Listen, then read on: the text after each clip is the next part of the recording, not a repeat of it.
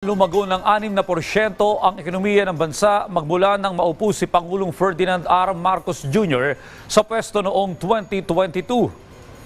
Nauna lang sinabi ng mga economic managers na mula sa ikatlong quarter ng 2022 hanggang unang quarter ng 2024, aabot sa 6.1% ang average economic growth ng Pilipinas. Sa unang quarter ng 2024 pa lamang, aabot sa 5.7% ang naging paglago ng ekonomiya ng bansa kung saan nalampasan ng Pilipinas ang Indonesia, Malaysia, Singapore at Thailand.